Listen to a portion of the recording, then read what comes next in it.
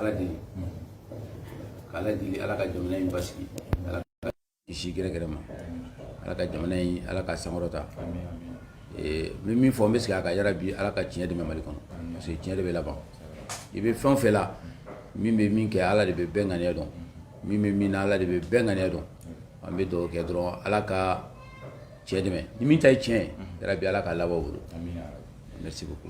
Merci bien Clément o foli kan diyara n ye kosɛbɛ Clément Danbele ni waleya min n'a bɛ ka kɛ jamana kɔnɔ sisan c'est vrai président démission la mais dɔw ko coup d'état don dɔw ko coup de force don dɔw yɛrɛ tɔgɔ bɛra wele la Clément Danbele hakili la jumɛn de don ni wagati in bon ne t'a qualifié pourquoi parce que minnu y'a kɛ ne bɛ fɛ u yɛrɛ ka a ɲɛfɔ a kɛra cogo min na parce que jusqu'à présent i b'a dɔn jamana in kɛra situation dɔ ye Jawo ye ni ko kɛra Mali kɔnɔ dɔrɔn bɛɛ b'i ta fɔ a la tout le monde est expert dans tout c'est vraiment dommage pardon n y'a ye tile fila in na kabini kunasini bɛɛ bɛ boliboli la bɛɛ bɛ k'i ta fɔ a kɛra tan a donna tan an kun bɛ Kati 1h du matin 3h 5h sɔrɔ Kati ne ni Yasimi yɛrɛ an ye dumuni kɛ an tilalen an tila boisson min an tilala an selila ɲɔgɔn fɛ an ye wurudili kɛ an tila wurudili la an ye sigara kɛ k'a lajɛ ko minnu bɛ dibi la a donna tan a bɔra tan c'est vraiment regrettable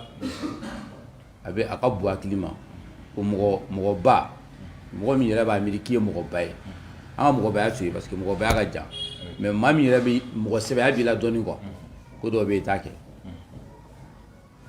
n delila ka kuma dɔ fɔ n bɛ sigi a kan n'i bɛ mɔgɔ fɛ i t'a a jugu lawuli quoi n'i bɛ mɔgɔ fɛ i tɛ juguya wuli a kɔ quoi mais miɲɛtɔya ye tiɲɛ i bɛ ka miɲɛtɔya kɛ min nɔfɛ i b'o se kungo ma yɔrɔ kabako ye an kɔni b'a dɔn hali n'i ye ɲamakala ye i ye miɲɛtɔ ye mais ɲamakala ye hɔrɔn de ye mais ni mɔgɔ min y'a miiri k'e ka ɲamakala ye molobaliya de ye o de bɛ ko tiɲɛ quoi n'o tɛ ɲamakala ye hɔrɔn de mais ne bɛ fɛ Jawo ye tiɲɛ mais fo ka taa fɛn dɔw fɔ min bɛ e yɛrɛ se ko dɔw ma min bɛ situation dɔw compliqué min b'a to dɔw yɛrɛ man kun de don i bɛ tila ka wuli k'i dɔgɔya ou bien u bɛ wuli ka don juguya yɔrɔ kɔni o fana man ɲi yɛrɛmasu ye tiɲɛ mais i ka duloki min cɛ ka ɲi tila ka don ka na duloki nege de bɛ nin na d'accord bon mais min fɔ dɔrɔn n'i taara réseaux sociaux fana kan i bɛ taa kuma sugu bɛɛ mɛn Asimi y'a don tan Bandaw y'a bɔ tan Asimi fa de ye Bandaw ye n bɛ fɔlɔ min na sɔgɔmada k'o fɔ Maliɲɛnw ye Asimi fa de ye Bandaw ye président tɛ dɛ so kɔnɔ Asimi fa de ye Bandaw ye Asimi tulo bɛ n kumakan na a b'a dɔn ne Clément bɛ ka min fɔ ne ta tɛ lara ko ye ne tɛ taa fɔ n ko j'étais avec Asimi jusqu'à 2h moi je n'ai pas besoin de ça Asimi fa de ye Bandaw ye mais jamana ka bon ni Asimi ni Bandaw fila bɛɛ ye olu fila dɔrɔn tɛ Mali ye min bɛ ka kɛ bi Mali kɔnɔ yan k'a dɔn ko dɔw de bɛ à 200 300 600 km u fana Maliɲɛnw ye u k'u miiri olu la bɛɛ k'i miiri o la mɔgɔ mɔgɔ bɛ bɔ bi ka kuma réseaux sociaux ni télévision ni fɛnw na bɛɛ k'a dɔn ko Mali tɛ dan tɛ base A Bandaw tun bɛ yɔrɔ min na Mali dan tɛ Kati ye Asimi Goyita tun bɛ yɔrɔ min na Mali dan tɛ sɔrɔdasi damadɔ ye Mali dan tɛ politicien damadɔ ye Mali ye jamaba de 20 millions de personnes minnu bɛ a ko la bi ani u fara ɲɔgɔn kan a bɛɛ fara ɲɔgɔn kan a tɛ 50 personnes bɔ minnu faw sara minnu cɛw sara filiyatɔ ni yatimɛdenw an ka miiri olu la fonctionnaires an ka miiri olu la an ka miiri jagokɛlaw la an ka miiri sɛnɛkɛlaw la an ka miiri bololabaarakɛlaw la an ka miiri jeunes diplômés sans emploi la an ka miiri cɛw ni musow la an ka dɔn Mali in ye jamanaba de ye avant k'i ka question poser n bɛ fɛ ka kuma dɔ fɔ ka Maliɲɛnw hakili jig'o la Modibo Keyita Musa de y'a bin ala ka hinɛ Modibo la ATT ye Musa bin ala ka hinɛ Musa la Haya de ye ATT bin ala ka hinɛ Haya la ala ka hinɛ ATT la i ye kuma in faamu sa nin bɛɛ bɛ tɛmɛ sɔnni sisan i b'a mɛn ko dɔ wɛrɛ fana taara an b'a fɔ k'ala ka hinɛ o fana na sɔnni i b'a mɛn dɔ wɛrɛ taara an b'a fɔ ala ka hinɛ o la diɲɛlatigɛ bɛ taa nin diɲɛlatigɛ bɛ komi terrain n'i ye Mali jateminɛ Mali bɛ komi terrain bɛ boli ni terrain fara n'a sera gare la a b'i jɔ gare la dɔ bɛ jigin dɔ bɛ don terrain bolila bɛ taa n'a sera gare la dɔ bɛ jigin dɔ bɛ don terrain bolila bɛ taa f'a bɛ taa se terrain dan na a b'i jɔ yen bɛɛ bɛ jigin a bɛ tila ka turu cɛ ka segin n'e donna terrain kɔnɔ tuma min na a bɛ k'e kɔnɔ ko terrain ye e de ta ye parce que i ka billet ta ka don mais i bɛ tila ka jigin terrain ka foyi t'o la terrain bolila ka foyi t'o la an bɛɛ bɛ tɛmɛ Mali de bɛ to yen an ka ɲɛma jɔ an ka miiri faso in na o dɔrɔn de ka gɛlɛn parce que a bɛ ka se yɔrɔ dɔ la jamana bɛ ka se yɔrɔ dɔ la danbe de bɛ ka tila danbe fitinin min bɛ dɔw la a bɛ ka tila mɔgɔ dɔw la o de man ɲi. d'accord n'a ma ɲɛ k'a fɔ professeur Clément Danbele e ma ko in qualifié k'a kɛ coup de force walima coup d'état ye e b'a to u yɛrɛ ka a qualifié olu mana ka minnu b'a la ka baara kɛ Bandaw wulila foro kɔnɔ ka n'a bila président la i n'a fɔ maliyɛn caman y'a fɔ cogoya min na a minɛna fana ka bɔ Kuluba ka taa n'a ye Kati camp kɔnɔ o kɔfɛ an ye communiqué dɔ ye communiqué min ni a kɛla Asimi Goyita fɛ communiqué in kɔnɔ kuma fanbaw n'i y'a ta ka jate minɛ k'a lajɛ fɔnkɔɲɔgɔnya donna u ni ɲɔgɔn cɛ ka da poste fila kan sécurité ani défense nka yan'o cɛ Asimi Goyita ko ale ni Bandaw fɔra ɲɔgɔn kɔ ka mɛn k'a ye maa caman wele k'a da don a la den ni fa kɛlɛla maa caman da don a la o ma ɲɛ mais kunba ye min ye o de ye poste ko ye est-ce que a ko tun b'a kun bɔ k'a fɔ poste min filɛ n'u filɛ ka kɛlɛ a nɔfɛ ko u ka fɔ ɲɔgɔn kɔ fo ka taa se fanga yɛrɛ gosili ma cɛkɔrɔba la. Pour la première fois min a prononcé k'a fɔ dɔrɔn den ni fa u fɔra ɲɔgɔn kɔ mais ni fininɔgɔ bɛ yen a bɛ ko so kɔnɔ bɛɛ ka t'i ta fɔ a la kɛnɛma a bɛ tan a bɛ tan o tɛ ko ɲɛ ye hali k'a fɔ k'a Bandaw taara ta foro kɔnɔ i b'a dɔn terme sugunin dɔ de don ka kɛ i n'a fɔ mais Bandaw a taara ta foro kɔnɔ mais dɔw tun b'u ka vie kɔnɔ olu ma wele yɔrɔ Bandaw bɔra foro kɔnɔ a busara ni c'est ça i b'a dɔn mɔgɔ maliyɛnw bɛ mɔgɔ la gosi a ka di an ye ka ɲɔgɔn la gosi Alifa tun tɛ dɔwɛrɛ la an y'a fɔ yan ko école-maître dɔrɔn de kun don ala ka mobili essence kun ka gɛlɛn ma a fɔra ko ATT bɛ Musa bin don min na k'ale ko a tilalen ko Musa minɛlen ka bila so kɔnɔ k'a ko dɔ ka 200 d'a ma k'a bɛ taa ji san ka na di Musa ma bon ko a y'a minɛ k'u taara a y'a ta bariso dɔ la ko ka taa sigi ko parce que ko a yɛrɛ voilà ko CNDR nɔ ma ko a y'a kun tɛ foyi la a b'a k'i to quoi kuma fɔ cogo don parce que mɔgɔba don a kun tɛ foyi la gulɔkolo min kɔ ko dɔw yɛrɛ ka gulɔ juru tun b'a la mɔgɔ nisɔndiyara ko Jɔnkɔna bugɔra Kuluba f'u ye musow ye tɔgɔ da fini gosi la ko k'i bɛ Jɔnkɔna gosi k'a la o ye 100 o de wari ka ca kosɛbɛ dɔw o kɔfɛ tuguni IBK ta bi an ye fɛn sugu bɛɛ mɛn bon IBK ta an bɛ se k'a fɔ tiɲɛ yɛrɛ la mɔgɔ ma foyi fɔ ka tɛmɛ a dan kan ale cogoya la parce que an fa dama foyi bi ne yɛrɛ ma foyi ye ɲɛ na fanga la ko min ma dɔ kɛ ka tɛmɛ ale kan mais ça c'est entre parenthèses maintenant an bɛ Bandaw ta la k'o taara ta foro kɔnɔ ka na mais aw bɛ fɛ mɔgɔ ka bɔ yɔrɔ jumɛn ne t'a dɔn maliyɛn bɛna bɔ yɔrɔ jumɛn Jawo ye mais Jawo hali n'u ye ta sini k'e kɛ Mali président ye an b'a fɔ u taara nin ta n'u tɛ dɔ la casquette don kɔ jamana in bɛ ten ni karisa taara a tɛ dɔ la a b'i sigi a b'i jɛngɛ de a bɛ se hali n'i bɛ se balani fɔ la a b'a fɔ a bɛ se balani fɔ la mais a ka défaut ye min ye n'a bɛ balani fɔ a b'i sigi k'i jɛngɛ on trouve toujours les défauts chez quelqu'un Bandaw taara ta foro de kɔnɔ ka na mais u kɔni ye u pan bɛɛ de kunna ka taa ale ta foro kɔnɔ ka na donc ja foro kɔnɔna de mɔgɔ de kun kan ka taa après fanga kɔnɔna la filiw bɛ na fɔɲɔgɔnkɔw bɛ na c'est l'intérêt de la nation qu'il faut viser ni hakilinaw ma bɛn taabolow ma bɛn a bɛ fara ɲɔgɔn na o y'a bannen bɛɛ de donc n bɛ fɛ ka min f'i ye dɔrɔn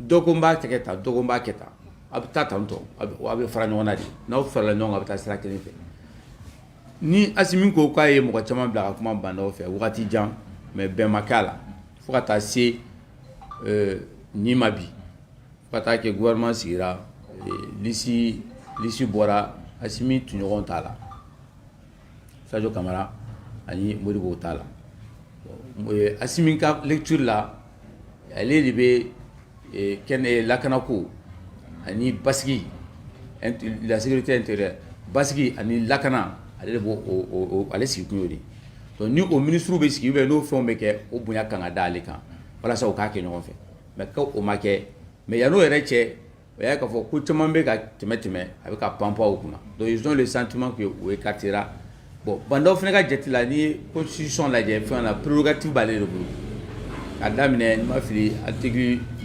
38 la fo ka taa bila 52 la ni ma fili o bɛ fanga di ale de ma ale ka décision ta bon charte fana bɛ Asimi sigi k'a fɔ ko fɛn défense ni sécurité bɛ Asimi bolo donc i ma hakilinaw fɔ yɔrɔ ɲɔgɔn kɔ donc o b'a yira k'a fɔ c'est à dire que un moment hakilina fɔ ɲɔgɔn kɔ dɔrɔn ala ka latigɛw de quoi an b'a bila o minɛn kɔnɔ an bɛ dugawu min kɛ dɔrɔn min ka gɛlɛn bi o ye jamana in a bɛ tɛmɛ nin funu in kɔnɔ cogo min na parce que mɔgɔ bɛ k'a bila yɔrɔ yɔrɔ moi je pense que a tɛmɛn'o bɛɛ k'a ka jugu n'o bɛɛ c'est que c'est une crise qui est là au lieu que mɔgɔw k'u penser u miiri crise la an bɛɛ bɛ ka miiri les petits scoops là ka besoin kɛ quoi ka besoin kɛ n taara karisa fɛ yen ne mɛnna Kati comme s'il y avait valeur dɔ d'i ma quoi non qu'est-ce qu'il faut traiter aujourd'hui pour que an bɛ se ka solution sɔrɔ bɛɛ ka bɔ nin ko in kɔnɔ parce que d'un côté il y a un groupe qui a eu peur u siranna ka fɔ écarté la n'u écartera gɛrɛgɛrɛ bɛɛ b'a dɔn bi bɛ cogo di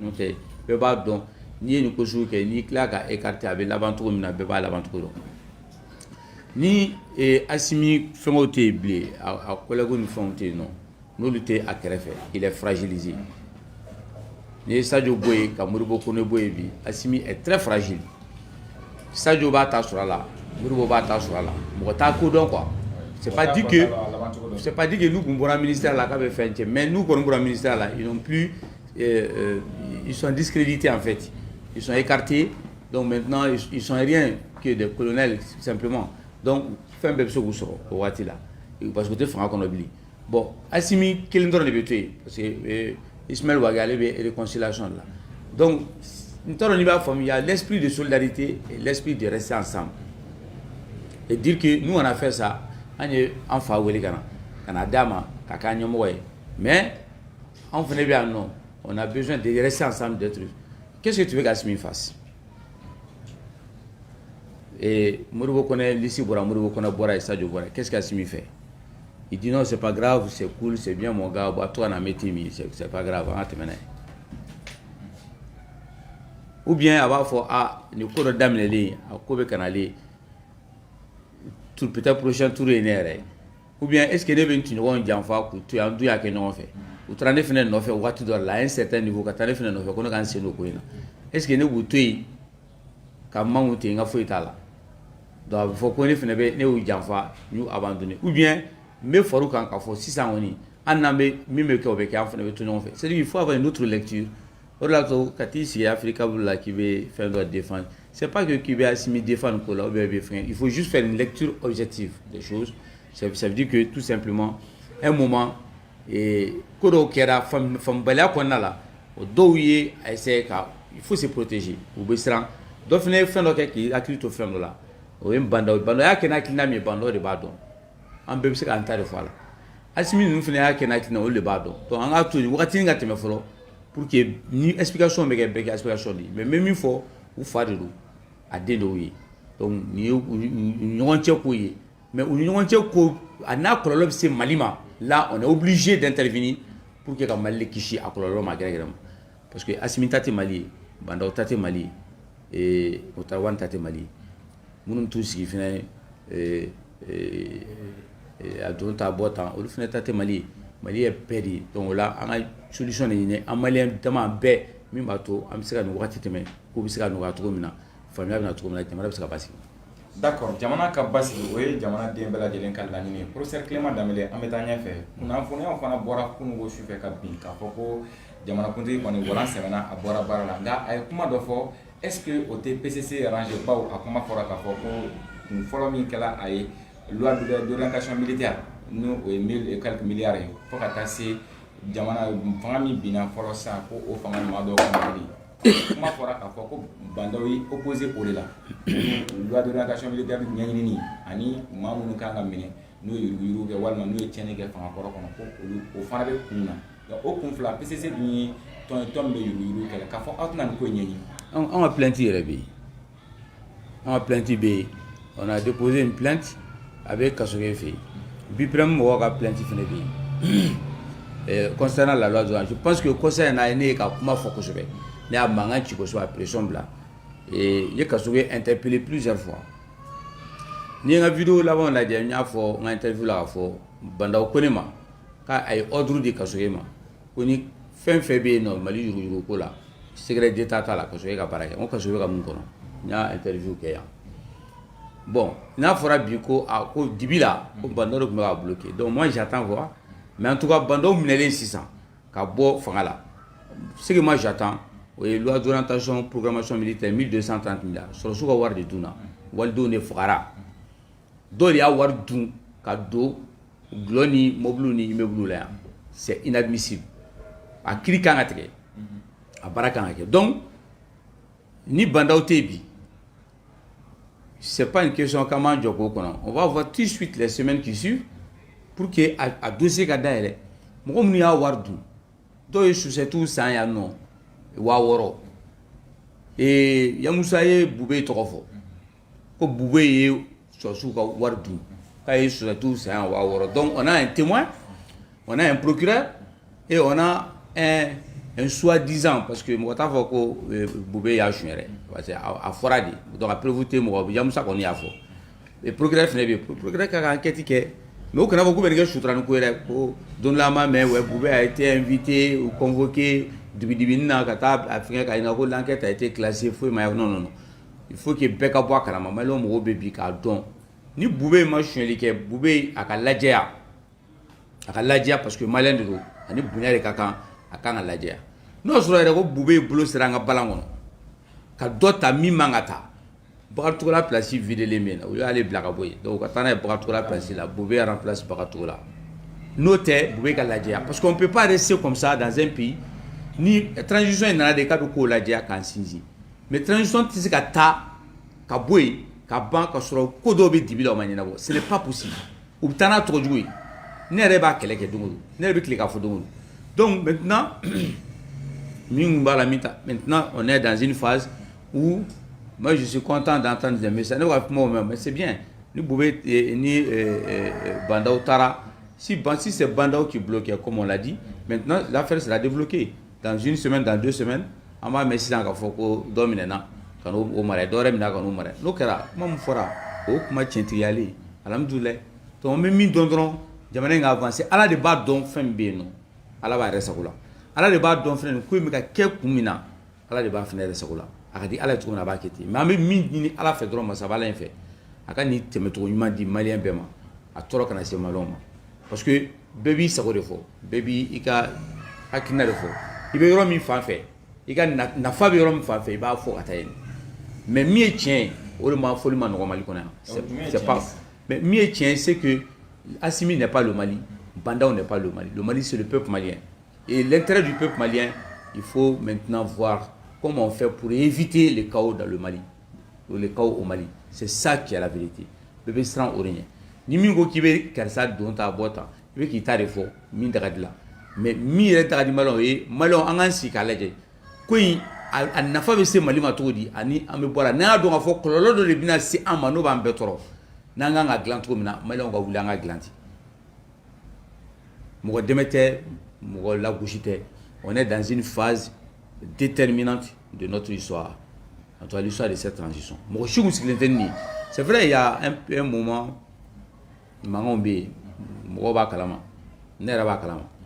et intervenu là, mais à la masse mais pendant dernier ni démission il doit continuer à comprendre que ce sont ses enfants et que d'outils ni de ni flan famille ni mɔgɔkɔrɔba ye ni fɛn bɛɛ kɛ i b'i denw fara ɲɔgɔn kan a bɛ kuma du kɔnɔ a bɛ ɲɔgɔn faamuya ni fɔɲɔgɔnko fana na dutigi ko ne de tɛ n ka du ye ne de ye n ka du mara min ye n diya n b'o de kɛ o fɔɲɔgɔnko bɛ se ka na du kɔnɔ tuma dɔ la du denkɛ fɔlɔ b'a fɔ bon tiɲɛ yɛrɛ la mais a dɔn k'a fɔ ko anw fana bɛ yen nɔ hali ni den y'a ye o fɔɲɔgɔnko bɛ na mais fɛn fɛn bɛ ka taa spéculation kɛ tout ça c'est du faux an bɛ tile ka message ye sinon o y'a fɔ tan Russes y'a fɔ tan français ne ko jawo ye.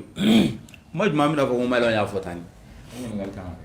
Franchement, regarde comment on est tombé si bas en Binara Siakemina. Chinois au Kokoube en demain, Russes au Kokoube en demain, Français en fait, Français en fait, et nous, les Français, nous, les Français.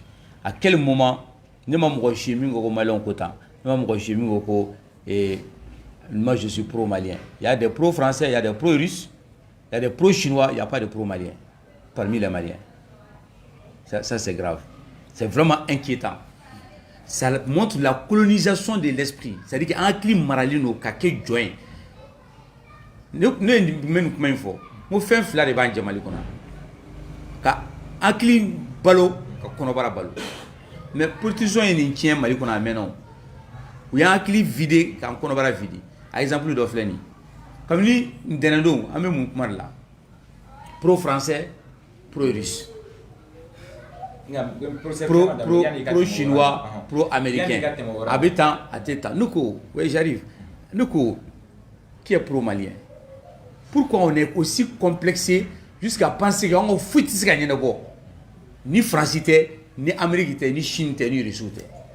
Pourquoi on est arrivé à ce point-là? Moi, j'appelle ça le traumatisme de la colonisation. Ceux qui sont des pro-russes cherchent à sortir du traumatisme français. Ceux qui sont pro-français restent toujours dans l'esprit colonial français. Mais il n'y a pas encore l'esprit malien. L'esprit malien, c'est que le problème est malien, la solution est malienne.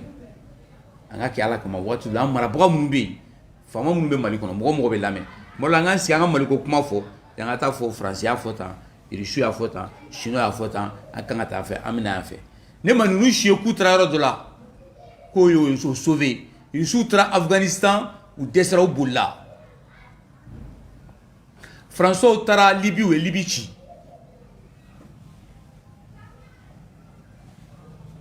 C'est ça aussi la vérité. Chinois mata jino shiku ta kelege chinois tu ta yini chinois tu ta shiku ta gerge la chinois so suye ka do demanda do menena fa Amérique contre Bagdad tourna Amérique contre Irak Irak. Coalition Franon à ta Syrie Syrie. Il joue Afghanistan. Oui, Afghanistan, tu peux sur la Robouli. Dans un moment, Français au Maï, Richou Maï, Chinois au Maï, Américain au Maï, Malon ne caille Malima. Je n'arrive pas à comprendre qu'on est aussi complexé, colonisé dans l'esprit, aussi bas intellectuellement. Parce que même moi, je moi, je suis puis là, il te donne la chier à commencer au nouveau. Ni moi, je vais faire il va y a un niveau de parce que niveau n'y a pas fouillé là. Moi faut un diplôme tableau parce que diplôme ni niveau technique. Diplôme il sera yiblo, il sait que 3 ça va, il trop kala, il sait que c'est phrase nous faut que quand dictionnaire kala ka to kan do fofo. Mais les ko mu doni galadi, ni ma fo mo kala ne, no ko doni galadi. Il ba mo la don tatikila. Mais professeur Clément Dameli ni a déterminé kala, c'est vrai, il y a fo mamun bo comment fo we doni temps. Mais Francis Fana, c'est-à-dire un marabout, on peut dire comme ça, parce que oui, un marabout. Un marabout, oui, un marabout. Mais auquel mais comment nous bella de l'inquel Francis Diamana Kuntiki, nous et Emmanuel Macron, à boire comment même mal la salle depuis qu'il était mal là, parce qu'il y a beaucoup de sanctions ciblées de Kanyeshi, Maman, Mounou Belakan, Walienke. Est-ce que nous, au déterminé, à Makan, en Fanaka, comment nous toya? Avec comment nous toya, Nambe à Djabi, Amba Djabi. Mais quand tu as de la famille, il y a un record. Il y a un record.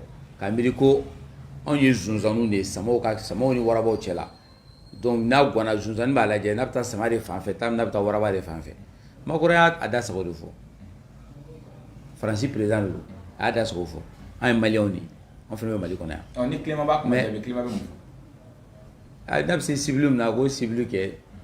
Il y en a qui Malien ciblé, il y en a qui Français ciblé. Mais je sais que Mali démet tout comme Mali démeti. Voilà, c'est un bon ding. Parce qu'il y a des ding de mondialisation. Un peu de tourakono.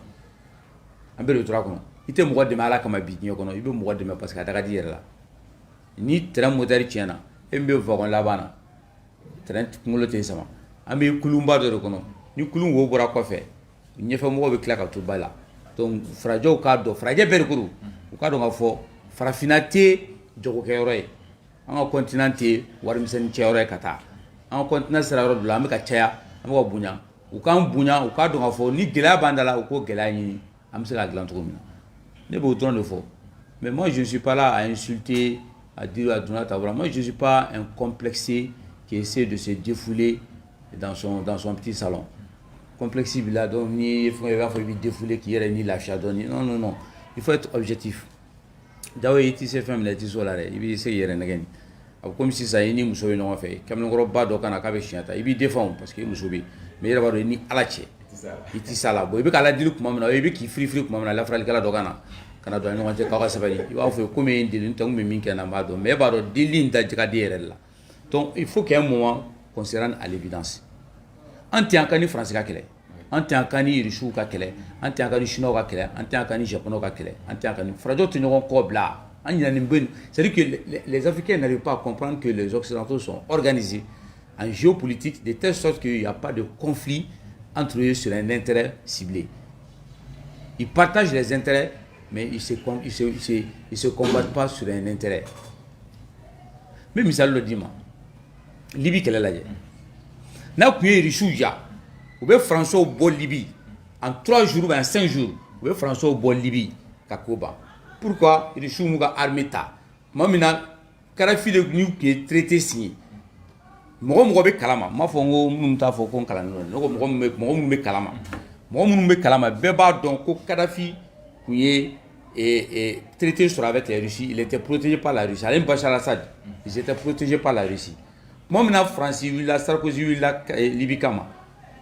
N'attrape autant en fait, lui ordre de Kouka africain. Mais discussion nous terminons nous on tient net dans la détail parce que moi je suis pas celui qui va dire je suis dans le secret machin. Moi je ne ferai pas ça. Nous ba kalama, ça s'arrête là. Mais quoi là va trop dit. Pourquoi il reçoit une intervention militaire qui est Kadhafi protégé? Pourquoi il y a tué François Yafra? A parlé encore. Pourquoi il reçoit qu'à tuer Libye ka bien à ce niveau là? Moi je vais te dire pourquoi. C'est-à-dire que mon fini kalana ka kodon quoi. C'est vrai. Ni Libye tira kosubɛ ka se niveau bɛɛ la o de daga di François ni Russe n'Américain la parce que a bɛ jɔ mɔgɔ minnu sara olu ka jate la den wɛrɛ bɛ tila ka wolo olu denw tɛ tɔw denw tɛ arabu denw de bɛ ka sa mais ni yɔrɔ cira mun de bɛ kɛ yen a bɛ tila ka jɔ n'a bɛ jɔ mun de bɛ olu bɛ mun de sɔrɔ olu de b'a jɔ a bɛ n'a wari t'aw bolo a b'a di ni pétrole ye a juru bɛ dɔ la a denw n'a mɔdenw b'a sara o b'a to olu denw n'u mɔdenw ka juru bɛ y'a denw n'a mɔdenw na farajɛ ka hakilina bannen filɛ pewu. Donc ni tayi sigi men fɛn tɛ ni fɛn mais e bɛ furu la e m'a faamu olu b'u ka nafa de nɔfɛ olu ka sira foyi t'e la.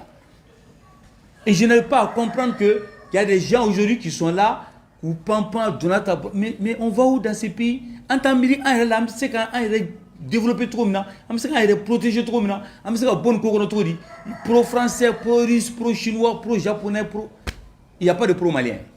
Professeur Clément Damele, ni pro-malien, il faut que pro-malien soit voilà ça Mali ka se ka jɔ. Mais ni moi je suis pro-malien. Ah, pro-malien. Je suis pas pro-français, je suis pas pro-russe. Je m'en fous. Moi je te dis une chose aujourd'hui. Ouais. Je m'en fous. Au Mali ici, je défends l'intérêt du Malien. Le Mali intérêt de défendre Mali connaît. France qui a intérêt tiens, ne boulot wanta défend bessa. Nyen kale al Qur'an là. Au cas bonga kale malaka ya fama. Nyen kale Qur'an là. Ne bessa France qui a intérêt kili ne ta défend contre le Mali. Mais ça, faut qu'on ni ala kata ni ele janama la ni ne jamana wɛrɛ ka intérêt défend Mali kɔnɔ yan Mali kan ala kata ni ele janama kɔnɔ. Je défends l'intérêt du Mali, le peuple malien parce que je m'en fous des autres. Ni Mali ka intérêt be France ko o be ben ka ta ka France kana ne ta ta kana ne funi ndesera. Ni ne kan ga yɔrɔ dɔ kɛ cogo de la no ba to Mali be lafiya ne b'a kɛ to ma kɛ wa. Ni Algérie ka nafa de bɛ ka Mali nord déstabiliser misali lo i bɛ kan ka bamanankan fɔ n'Algérie ka nafa de bɛ olu ka stabiliser pour que olu ka terrorisme ka dabila olu ka djihadisme ka dabila olu b'a to yen terrorisme minnu tun bɛ yen nɔ GIA mɔgɔ kɔrɔ ni fɛn minnu tun bɛ parce que o base bɛ olu denw ni mɔdenw bɛ yen olu b'a to ka t'u ka opération kɛ Mali la u bɛ don n'u ka minɛnw ye u bɛ fɛn kɛ bɛ kɛ mais a tɛ s'olu ma bilen a t'an ta ni fɛn togo la ni Algérie bɛ se k'o kɛ pour que Mali bɛ déstabiliser Mali bɛ lafiya. Instabilité be bolu fi mais pourquoi ni ne bi se ka kɛ yɔrɔ wɛrɛ ne fana b'a pousser ka taa ni ne cigarette mégot ta san k'a fili ka i bɛ mun de kɛ i b'a ta ka bɔ yen k'a fili yɔrɔ wɛrɛ ou bien bon donc il faut agir comme ça mais ne y'i sigi o bɛ k'e jini ko Koyita ne bɛ Koyita de fɛ ne bɛ Bamanɛti de fɛ il faut n ka to Bamanɛti mɔgɔw ka na n ka cigarette bɔ n kan mais a b'i jini k'i ban bɛɛ bɛ k'a yɛrɛ ɲini. Moi je défends l'intérêt du Mali et je veux que Malien ko u miiri Mali de la an ka popa point mais nous fait ta mais ta fait non an ka miiri ka fɔ an yɛrɛ bɛ se ka ko dɔ kɛ an bɛ se ka mun de kɛ an yɛrɛ an bɛ se k'an yɛrɛ défend cogo jumɛn n'a dɔn k'an bolo bɛ bama min da n'a a samatɔ n'an bolo bɛ tigɛ ka to bama da an ka lajɛ n'an bɛ bama kongo tɔn cogo min na k'an bolo bɔ n'an tilala an bɛ bama kun ci ko i b'i bolo bɔ kunnatɔw bolo ka sɔrɔ i ma puru t'a la donc an k'an bolo bɔ fan ɲini an ka ko in dilan pour b'a to maliyɛn denw bɛ lafiya Jawo i b'a dɔn min jɔrɔ bɛ n na Sénégal min bɛ Masina bɔra Masina ma mɛ ani ɲɔnɔ o fili Niger kɔnɔ wallahi ne ɲɛ ye mɔgɔ ye malo sɛnɛnaw ye u bɛ taa malo san k'a tobi k'a dun i n'a fɔ an b'a san Bamakɔ cogo min na wallahi parce que u ka foro jenina togoya t'u bolo parce que u tun bɛ k'u menacer k'u b'u gɛn k'u ma ji sara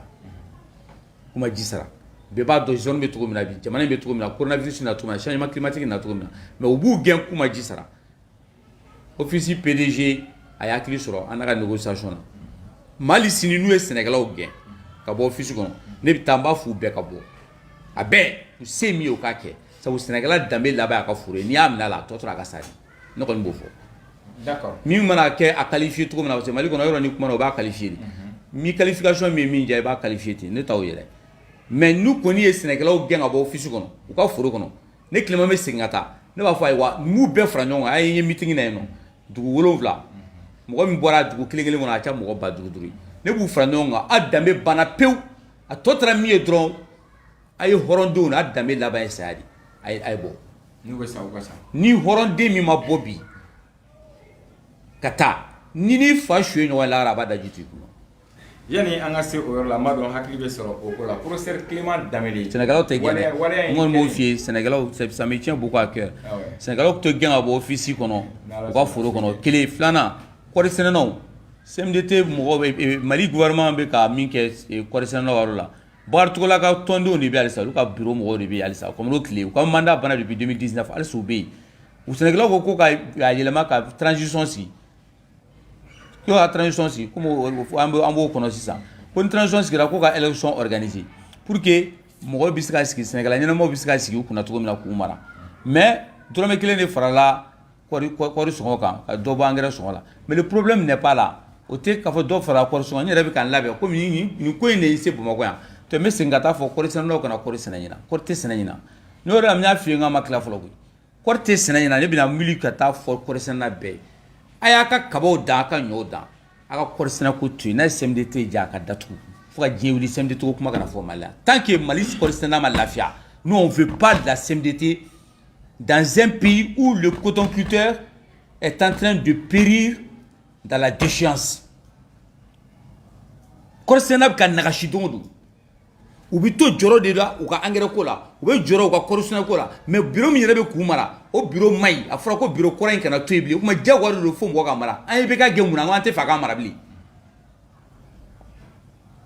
Musa Traoré ma bɔ yen k'a tɛ fɛ a ka mara bilen wa coup d'état kɛra Mali la a bɛ fɔ cogo di ko a tigi ka mara de man ɲi k'a ka bɔ yen mais n'aw bɛ yen nɔ n'a ka mara man ɲi diyagoya tɛ démocratie ko ten a ye bureau de transition dɔ sigi a ka mandat yɛrɛ fɛnɛ banna sariya yɛrɛ tɛ yen min b'a to a bɛ to yen u bɛ ka to o muntumutu ko u b'a fɔ Sénégalais ma kalan mɔgɔ kalannen t'u ɲɛma to b'a muntumutu ka taa mɔgɔ duuru ta avion la ko ka consensus u b'a fɔ ma bureau consensus yɔrɔ o de jamana in ci un gouvernement de consensus un bureau consensus a bɛ taa o ye gatoni dilan kuma de quoi gatoni tigɛ yɔrɔ sisan Mali yɛrɛ banna gato tɛ bilen tɔ tora tuluni min n'i bɛ muga dun tuluni min bɛ k'i tigɛ la o bɛ k'o de nɔ sisan o b'a bɛɛ ban ni Maliɲɛnw ma fara ɲɔgɔn kan ni fantanw ni dɛsɛbaatɔw ma fara ɲɔgɔn kan jamanadenw ka fara ɲɔgɔn kan gâteau Mali tɛ gâteau ye bilen on dit le Mali est un gâteau à partager le Mali n'est plus un gâteau. Le Mali, aujourd'hui, c'est le reste des morceaux, des miettes de gâteau qui sont en train de lécher entre les doigts.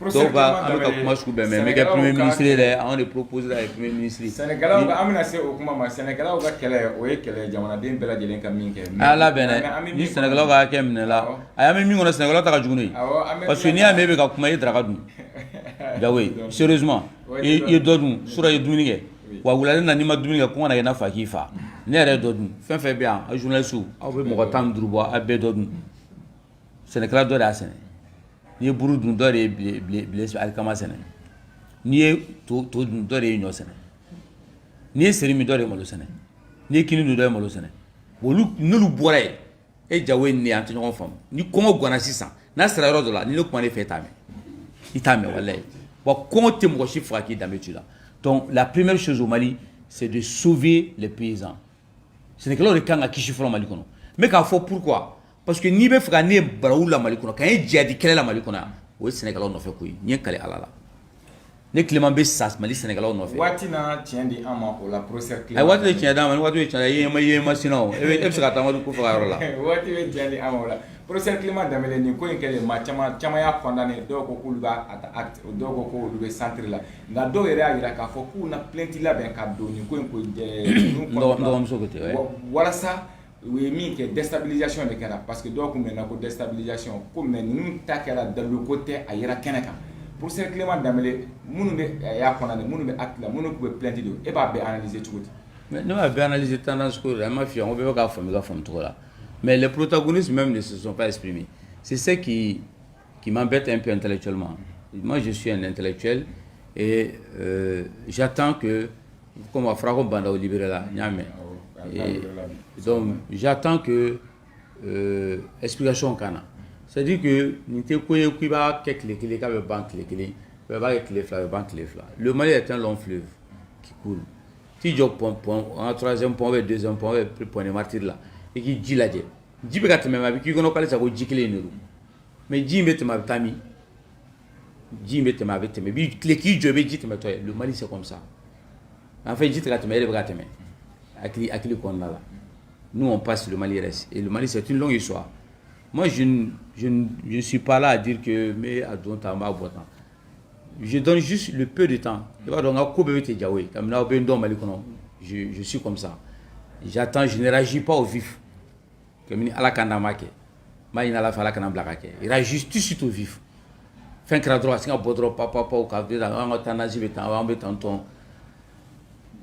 Moi, Clément, aujourd'hui, même il faut mal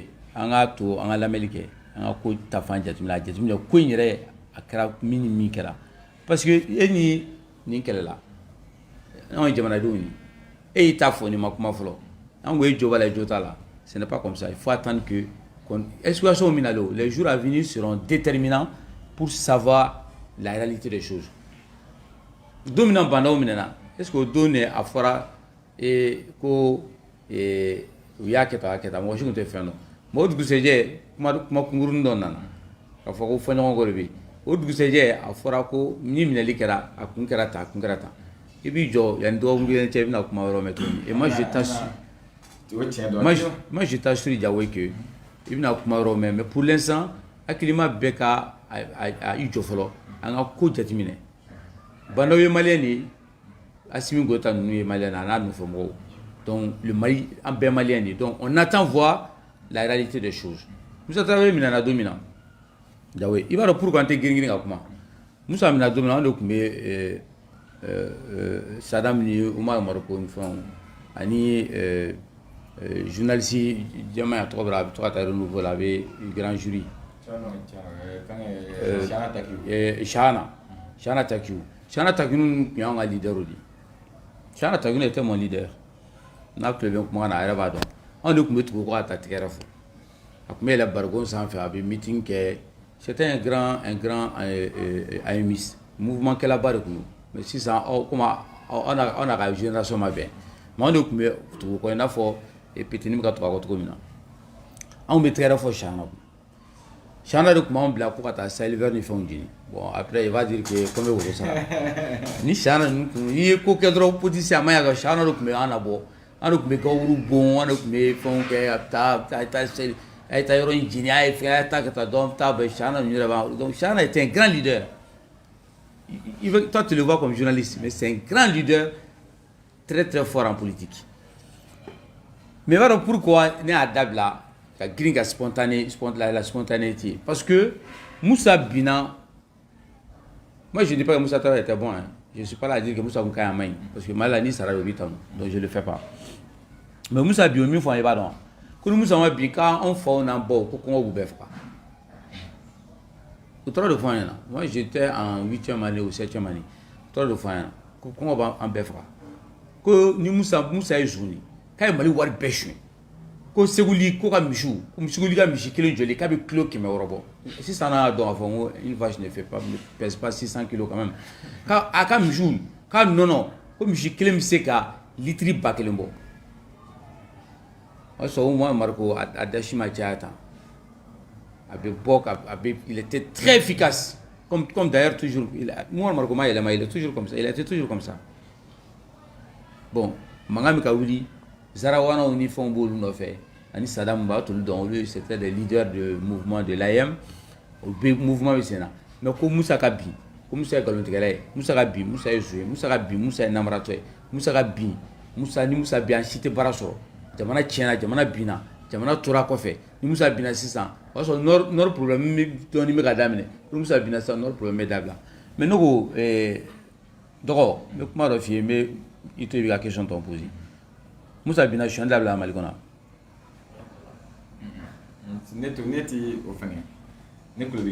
Moussa, non, on discute. Il ne faut pas te prendre pour un journaliste international quand même. Même tu es un Malien, moi je parle à un Malien. Je parle à un Malien. Non, Moussa, je suis Mali. On ne vole pas au Mali? Si c'est pas qu'on vole au Mali? Non mais s'il te plaît, si c'est pas qu'on vole au Mali? Ah, c'est grave. Donc, est-ce qu'on vole au Mali ou on ne vole pas? On vole au Mali, merci. Est-ce que insécurité de Mali? Est-ce que chômage est Mali? Chômage est Mali? Est-ce que compte est Mali? Est-ce que courant est Mali? Est-ce que Mali d'autres sauts?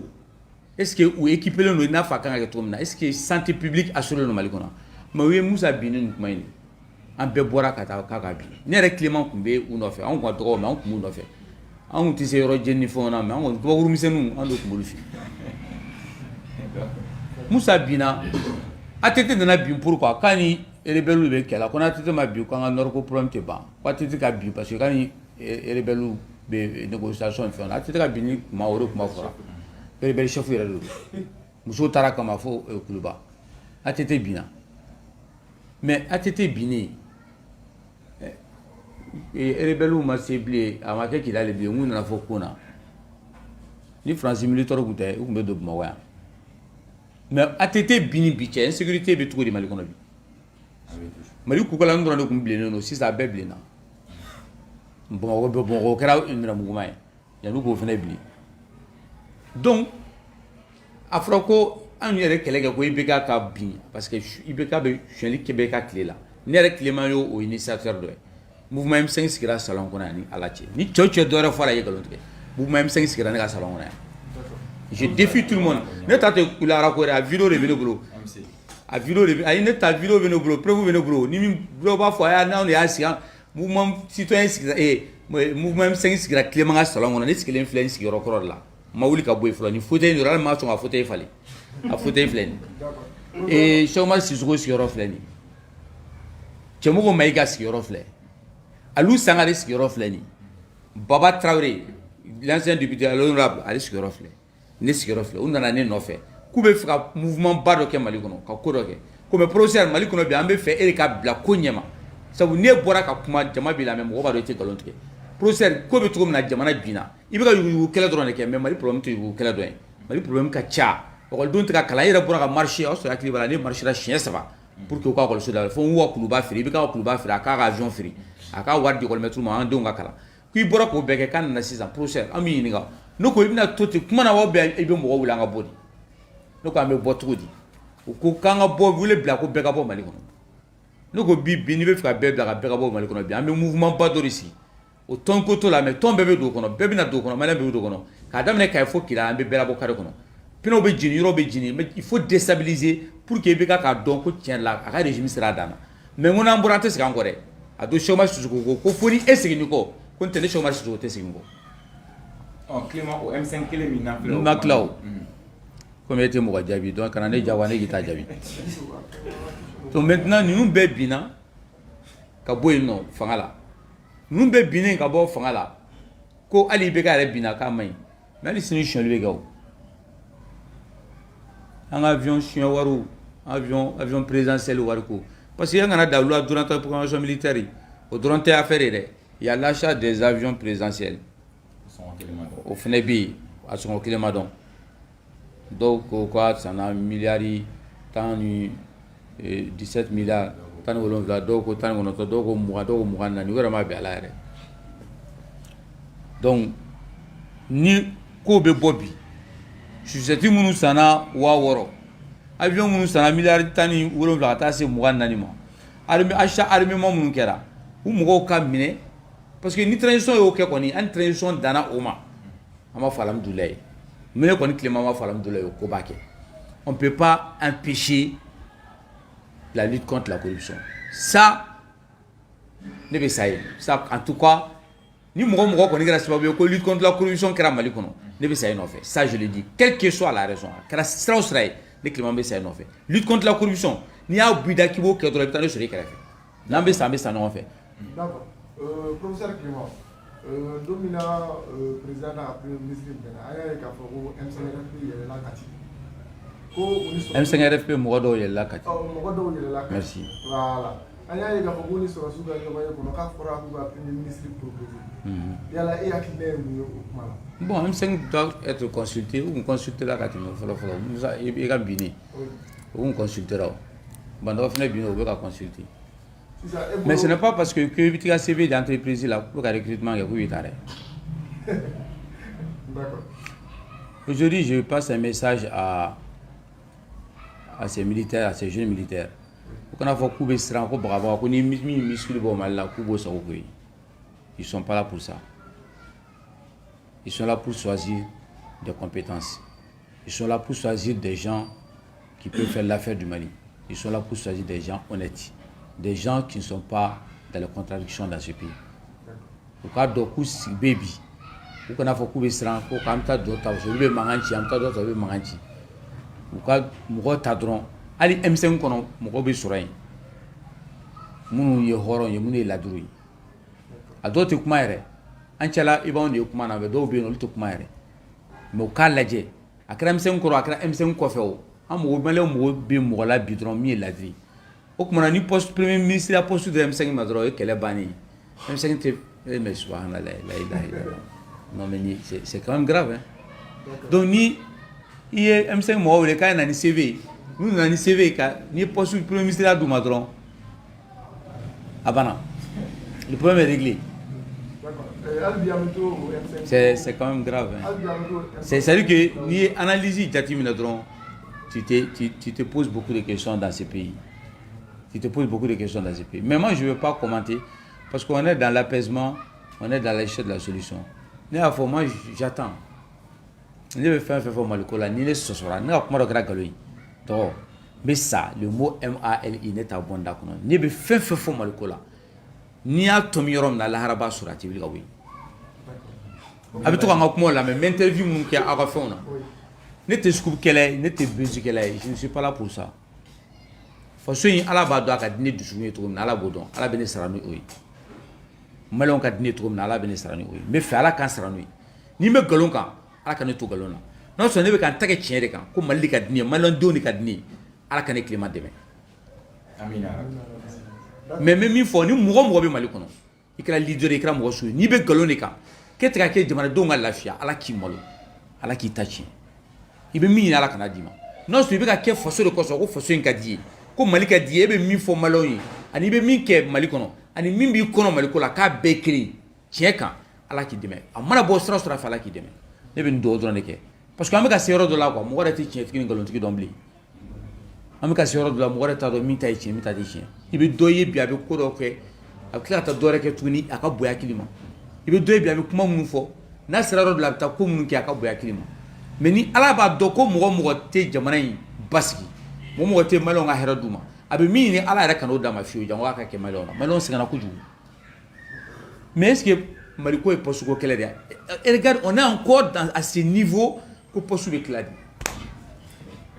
on est encore à ce niveau poste bɛ tila de on est encore à ce niveau i bɛ mɔgɔ cucu la poste nɔfɛ ko ni sa y'i fa faga ko ni finikolo finma k'i bɛ siran o tɛ Mali ta la dɛ d'accord o tɛ Mali ta Mali ta ye min ye mɔgɔ dɔw bɛ Mali kɔnɔ bɛɛ tɛ quoi mais mɔgɔ dɔw bɛ Mali kɔnɔ a bɛ komi ni i ye naji mun kolo la hali n'i ye wulu miyɛtɔ hali n'i y'a bugɔ n'a taara n'i ye sogo fili a bɛ n'a dun n'i y'a bugɔ n'a bɛ taa i bɛ sogo fili a bɛ n'a dun siɲɛ sabanan i bɛ bere da kun n'a taara yɔrɔ a bɛ kasi sogo bila hali n'a ma gɛrɛ i b'a a b'a kun fiyɛ a bɛ to k'a nɛn bɔ c'est à dire que Mali kɔnɔ an ka miyɛtɔ a dabila dɔrɔn qu'on reste dans notre dignité et moi je le dis je m'adresse aujourd'hui au peuple malien pas aux dirigeants maliens fasodenw a kana sɔn bilen a ka nɛgɛ a kana sɔn a ka tromper et je lance un message très solennel aux journalistes aw mun de ye kunnafonidilaw ye faites tout pour sauver ce pays parce que aw de bɛ kuma maliyɛnw fɛ maliyɛnw bɛ bɔ aw lamɛn a bɛ min fɔ a ka bɔlɔlɔw sanfɛ maliyɛnw b'a la a kana kɛ scoop ni buzz ye ka fɔ ka sa nin fɔ a bɛ mɔgɔ la yɛlɛ non an tɛ yɛlɛ ko la bilen Mali kɔnɔ an bɛ niveau min na an b'a ɲini aw fɛ c'est vraiment devant Dieu que je vous demande faites tout pour passer les bonnes informations et faites tout pour la paix et la réconciliation dans ce pays. Le Mali va très très mal. Ni bakɔrɔ man kɛnɛ du kɔnɔ an b'a furakɛ denw bɛ ka mankan mana ko ni intérêt bɛɛ dabila an b'a furakɛ n'o tɛ ni bakɔrɔni sara o ye du cilen ye parce que bɛɛ bɛ yɛrɛkɛ ka t'i ta fan fɛ Malien bakɔrɔ de c'est la patrie mère elle est malade a man kɛnɛ elle est très très malade il faut la soigner il faut la relever sur la base de la vérité mais min fɔ a ye an ɲɛ bɛ fɛn fɛn la tan bɛɛ bɛ kɔrɔ ka sa ka taa k'aw to yen n'ala ye bɔ kɛ cogo min na n'a ye saya kɛ ten IBK bɛ sa k'aw bɛɛ to yen Jɔnkuna bɛ sa k'aw bɛɛ to yen Choguel Maïga bɛ sa k'aw bɛɛ to yen Bandaw bɛ sa k'aw bɛɛ to yen Clément yɛrɛ bɛ sa aw ɲɛ an bɛ yɔrɔ min na bi ne ka kɔrɔ n'aw bɛɛ yan parce que vous êtes des jeunes journalistes ne ka kɔrɔ n'aw ye mais n bɛ min fɔ a ye Mali n'a tiɲɛna a bɛ bi aw de dala yan dɔw kelen bɛ ka so san Canada o denw b'a kɔnɔ ye ne Clément b'a dɔn n tɛ mɔgɔ tɔgɔ fɔ mais u b'a dɔn k'an bɛ min na n'a y'u ta tuguni k'u bila poste la ko premier ministre wa ou bien ministre des affaires étrangères ou bien a donna ta bɔra ta mɔgɔ min ye wari suɲɛ ka so jɔ Canada a b'a suɲɛ ka taa bila États-Unis a t'aw fɛ o a ma deli k'aw fɛ u bɛ kɛlɛ la u ka hɛrɛ dɔrɔn nɔfɛ n'u ma taa campagne wari ɲini na Mali kɛsu kɔnɔ u t'u denw ka papier ni mami jo u ka sɔsɔrɔ de ɲini u ka sira foyi t'aw la aujourd'hui il faut que les Maliens pensent à eux-mêmes an ka miiri an yɛrɛ la mais n mago bɛ aw la kosɛbɛ parce que aw bɛ se ka mɔgɔw sensibiliser o sira fɛ mɔgɔw ka fara ɲɔgɔn kan tiɲɛ kɔnɔna la Jaoui c'est votre mission vous êtes des jeunes leaders parce que aw fɛn fɛn bɛ nin kɛ aw bɛɛ leader de et je vous demande de sauver ce pays moi je m'inquiète beaucoup parce que Mali kɛra manamanakan cayara kuma fɔbaliw cayara minnu da kan ka don a la olu da tɛ ka don a la minnu yɛrɛ sen man ka don a la olu de sen bɛ ka don a la minnu bɛ ka kɛ mɔgɔba ye jamana kɔnɔ mɔgɔlankolon mana kɛ mɔgɔba ye jamana kɔnɔ o kɔrɔ ko jamana bɛ taabolo jugu de kan Mali bɛ bi. D'accord. Professeur Clément an kun y'a ye i tun bɛ to ka kɛ M5RFP comité stratégique la mais bi an y'a ye i senna sumayalen don u ka réunion na hali bi professeur Clément bɛ M5RFP comité stratégique la. ne bɛ M5 fɛn bɛɛ la M5 foyi tɛ se ka kɛ ne tɛ min na mais hali don ko a fɔra ko ka premier ministre sigi n ye communiqué ye ko Cheikh Oumar Sissoko fana ma wele Cheikh Oumar Sissoko ma convoqué mais ne bɛ min fɔ dɔrɔn M5 ko ye min ye i b'a dɔn dɔw y'a kɛ nemurubani ye nemurukumuni nemuruba yɛrɛ tɛ nemurukumuni ye k'a tigɛ dɔrɔn k'a bɛn o d'a ma ni ko min bɛ yen u yɛrɛ dama bɛ ɲɔgɔn wele ka taa ko M5 est prise en otage il faut le dire bɛn tɛ yen wa bɛn tɛna kɛ nin kan kan parce que nkalon de bɛ yen l'M5 est pris en otage par ceux qui parlent au nom de M5 et qui pensent que M5 était ascenseur politique u ka to ka parti la kɛ e ka parti ye zonzani ye dɔ ta ye mangalani ye dɔ ta ye waranikala ye dɔ ta ye n t'a ɲɛdɔn ye mais pour que tu t'aies un parti là, qui a parti mouvement, ni ka parti mouvement ou quoi avoir un mouvement que, mais ni deux ka parti abandonné complètement. Alors toi tu fais pas quoi parti ti. Alors tu vas secrétaire général ou d'ombli. Alors tu bien rentrer politique il faut loup. Parce que M5 bien, M5 la bitiki ou ka bitiki. Ou tout glow ne la 600 pour que mo ko la mais, ou glow la pour que elle s'en fait.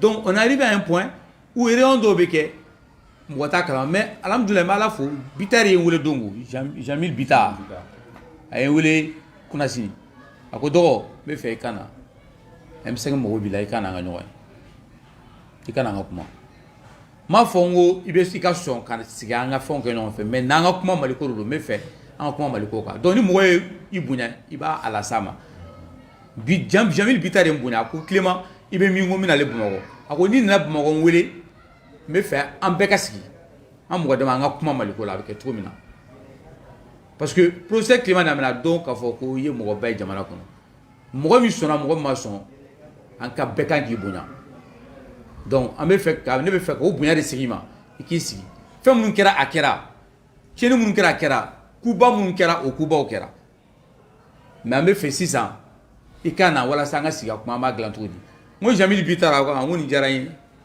a diyara n ye n'o tɛ Jamil Bitar e bɛna M5 na kuma min na o tun b'u ban ka sigiyɔrɔ d'i ma de ça je dis ça aujourd'hui parce que n y'a fɔ a yɛrɛ ɲɛna n ko Jamil Bitar e nana don fɔlɔ min na M5 la Semasi ka siège la u ban ka sigiyɔrɔ d'i ma ne ye wulila n ko Jamil Bitar i sigi i ko ne ma ko non merci aw tun bɛ journaliste tun bɛ yen a y'a ye bɛɛ y'a sɛni ye n ko i sigi ne de ko ten i sigi Mali ye Mali de ye n'o tɛ n'a fɔra ko min tiɲɛni kɛ ko minnu tugura IBK kɔ ko k'e gɛn ko parce que e mɔgɔ tun bɛ IBK kɔ i tun bɛ ATT kɔ bilahi dɔw tɛ micro ta ka kuma yan dɔw tɛ micro ta ka kuma yan e bɛ ɲinɛ i t'a kɔ ko e bɛ baga Jamil n ko Jamil Bitar i sigi a y'a sigi Jamil Bitar i sigi ne de sigiyɔrɔ la ne jɔlen ne ka garde corps tracé yɔrɔ ɲini ka na di ne ma siɲɛ filanan o y'a k'a la siɲɛ saba a bɛ na u tɛ sigiyɔrɔ dama ne la sigi siɲɛ fɔlɔ min na Jamil Bitar podium kan président na ka kuma ne Clément de nga kuma to nga parti to ka ala sigi ne ka changer ka micro da nga ka kuma ne Clément de ok mais mo ke dor là parce que ngo o min fo Jamil Bitar ma dibi na me roni fenun ke ne ta mina ni oyi i b'a sɔrɔ hakilina ɲuman dɔ b'a la bi a y'a to a fana jɔyɔrɔ bɛ M5 ko la an ko n ko maliyɛn bɛɛ de ka na mɔgɔ y'a dɔn n ko dɔw nimisara de u nana M5 na n tɛ dɔw tun bɛ IBK fɛ yen dɛ IBK yɛrɛ ko dɔw ka to ka assiette ko k'u ye dumuni k'ale ka assiette kɔnɔ a m'o fɔ wa u ye dumuni kɛ assiette min kɔnɔ k'a ma ko fɔlɔ k'u ka taa ko mais ni non, quand on est non ministre, il faut arrêter un moment. Et on ne parle pas de la corruption, on parle des faveurs. Ni moi, on est ministre des faveurs qui. Ça, il faut voilà. N'était IBK fait, mais il faut dire ça. Maintenant, ni Jamil Bitari ni Bounyabi. Oya ka horan parce que on fait de la rabounya. Moi, nana, il y a beaucoup de girina no fait. Chama beta don ta boîte. Mais à kun ta faire, alors goûter faire kana. Mais à dos ne ya M5 kono ne ya place dama ka bonya bon si ça nous le mo kelo mi kata M5 ko ke oui demande non ke ou tellement que apparemment que le match si ils n'ont pas convoqué ma fille oui MK black fait complètement selon les informations que j'ai oui MK black fait mais ni MK blala qu'elle fait et c'est ma si blala qu'elle fait à toi Johnny FSD ore M5 au FSD qu'on a d'autres de la Choguel, qu'on est le Premier ministre. Choguel s'est proclamé président. Il a proclamé quoi les M5 présidents. Le président du Moi, je suis mat à M5, à boire papier, à un peu de signature là. Non, je suis là, Choguel est M5 président. Jamais. Il n'a jamais été désigné comme président de M5. Il s'est autoproclamé. De façon adémocratique.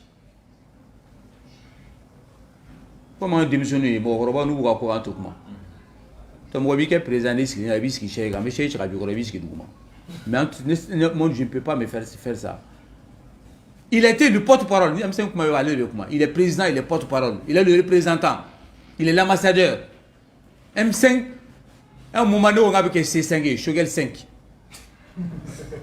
donc on est dans ça maintenant que premier ministre ici moi sur M5 vous met paix que Choguel encore M5 s'appelle MPR, à partir trop, c'est ça? MPR, voilà. M5 toi MPR et puis c'est bon, puis on continue, on y va. Parce qu'aujourd'hui on est dans un déni de réalité qui fait que à quoi qu'il y a yérékodi. Même demande donner M5, malon ben sera malona. Ou cas de commis mais à quel biko ni M5 quoi mais M5 est veille citoyen moi on a musique là on a inscrit calé na be tiambe boka kangada mais posu ko kelete posu na fe kelete na be tiambe boka keleda na me bo na fo ibika tan kangada na ku sigena ko abana ibika ku sigena ko amboko folo ka bedabla ka cheni bedabla ka na juma nyina mota yi mangune ka négliger fa tarabi M5 kan ko baradeke mais fo M5 est ka posu premier ministre temps fo nga ketan M5 non un moment faut arrêter il faut qu'on sauve la dignité dans ces pays. Il faut sauver la dignité dans ces pays. On va où? Mais ne pas vous qu'on attend faut comme un doc clasher à donner ta boîte. D'accord. S'il vous plaît. Professeur Ligo, il faut sauver la dignité dans ce pays. Oui. Et la dignité dans un pays, on veut bien charia des gens. Et pour ça, climat est charia moi. Au moment où on dynamisme qu'on a là, chaque fois que nous courons là, on va dire que présent parce que déni faya doit. C'est pas normal. C'est pas normal. On ne peut pas s'élever et faire ce qu'on veut dans ce pays. Ce n'est pas normal. Est-ce que Clément Bé communique va fond? Il faut respecter la loi, il faut respecter les principes. Mais comme je t'ai dit, femme qui est à Kalama, c'est nous qui sommes. Il va y avoir un machinerie. Oui, mais président, non mais président Milena Kaba Djoro là, ou président d'émission là, ou bien femme qui est là. Moi je veux pas. Tu sais, il y a une moralité qui est quoi. Il veut faire un film, moi je m'arrête là. Non, je ne vais pas rentrer. Non. Il faut qu'on structure. Okay. Moi, je ne suis pas là pour faire le buzz. Je vais rentrer au niveau de là. Moi, je n'ai plus besoin de ça au Mali. Je respecte les gens me respectent. Et je ne suis pas là pour approuver ou condamner. Mon inquiétude aujourd'hui, c'est de sauver le Mali. Non, il y a condamné à Kera. Il y a condamné à Kera. Il m'a condamné à Kera. L'acte est déjà posé. ni ne ji bon duguma sisan e be mun ke ba do shiri e be se ka ne bali ji bon na ama bon avant maintenant il faut que il ka yoro do shiri moi ça do kana traiter ka bi moi je suis dans cette logique je suis un intellectuel et je réfléchis comme ça béni cerveau toi peut-être que j'ai raison j'ai tort mais dire que ni na condamné bi moi je peux sortir pour dire que je condamne ça va changer quoi c'est déjà fait je peux sortir que j'approuve ça va changer quoi c'est déjà fait maintenant qu'est-ce qu'on fait ne be joro mina banda ka santé aka lakana sa sécurité sa santé banda fora doko anna contre la transition be bado yo fako maintenant qu'est-ce que je fais c'est pour éviter les dérapages dans ce pays et désormais ni ko imbana désormais faut qu'on gagne si ganga tiens pour éviter de déconner dans ce pays. Il faut arrêter de déconner dans ce pays. Maintenant, quand on va déconner, maintenant, on veut se faire faire. Maintenant, je suis en train de te dire que je ne suis pas là pour juger. Non. Je ne suis pas là pour juger. Mais il y a une inquiétude pour moi. Non, mais si tu me dis que je ne déconne là, ça veut dire que je m'en fous, ça c'est un jugement. On est intellectuel, non? Je suis là pour te dire que mon inquiétude aujourd'hui, c'est qu'est-ce qu'on va sauver le Mali. Sur Kemparana, on m'a appelé, mes parents m'ont appelé pour dire qu'il y a une attaque terroriste à Kemparana. Moi, je n'ai pas fait de tu penses que moi je vais dire que Nine Djobala Njota là, pendant qu'on est en train de tuer des gens à Kemparana? Mon inquiétude c'est là-bas. Ne ka jorna ko Sénégalais mun be ka faga fantam mun be ka faga o joro benna ne ka sirabe karsa Djobala karsa Jota là, j'ai autre chose à faire hein. Il faut sauver la dignité, ça veut dire sauver le Mali. Il faut sauver la sérénité dans ce pays. Pas ces histoires de pouvoir là. Mais moi je vais ni nana Bamako e be kuma na be Bamako ni ne ta sa ta masine ba kala ke be ni nan quoi. Je vous jure hein, sérieusement. Moi je viens de faire une tournée dans le sud du Niger. Ne tara e be malien mun ye be toro mina be nyari mina be kuma fe be mi fi. Ba fo ka ba fi be na Bamako. Moi je vais même oublier Bamako. Il va pas continuer de Bamako ere. Et je continue sur Kemparana, ne kuma ta Kemparana mina ta kere. Ni ko événement il la développer na Bamako. Te de kuma ka ta Kemparana là. Après Kemparana, je vais aller à Black, Bensoba et Kouchala, Yoroso. Après, je dois aller à Kita, Kenyeba, et Sadjola, et Kai. Et après, je vais à Moti. Et je vais à Ségou. Donc, j'avais entamé une grande tournée au Mali pour parler de la paix et la réconciliation au Mali. Parce qu'il y a un projet qui a été d'Ismaël Ouagé. Colonel Ismaël Ouagé, on va te dire, on va financer ça, on va aider ça. Non, on m'a dit qui accompagne le projet. Il n'a pas pu faire 2 phrases pour accompagner le projet. Donc, en tout cas, je ne le juge pas. Mais je ne 15 jours dans ma lettre 2 phrases 15 jours. Ismaël Ouagé m'a phrase fladi. O comme adra era juru bala toro na osra. On a osra ne fina lettre juru bala a la routani. Je pense qu'il doit arrêter de faire des promesses dans le vide à moi mon fille imaginaire parce que n'y dongacha on peut garder. Donc maintenant il faudront moi j'étais parti pour moi je dis tu sais quand je me lève le matin moi je ne pense pas à Koulouba. Quand je me lève le matin je pense à vous les jeunes sans emploi. Je pense à ces milliers de veuves qui s'inquiètent pour nourrir les orphelins. Je pense à tous ces malades, je pense à tous ces pauvres qui n'ont pas le pouvoir d'achat. Tu penses que j'ai le temps de faire des jugements? Nine Djobala Njota là, activiste, net activiste, oui. Moi, je ne suis pas un vidéoman. Ok, professeur. Je ne suis pas un vidéoman. Je te dis, et je termine là-dessus, je donne juste le temps de voir clair, que toutes les parties s'expliquent. Et qu'on sache la réalité. Et qu'on sache à ce moment qu'est-ce qu'on dit avec plus de lucidité. Parce qu'il veut faire un phobie. Peut-être au tien, il veut clair un émissaire et faut. Donc, en a tout, tien capdon.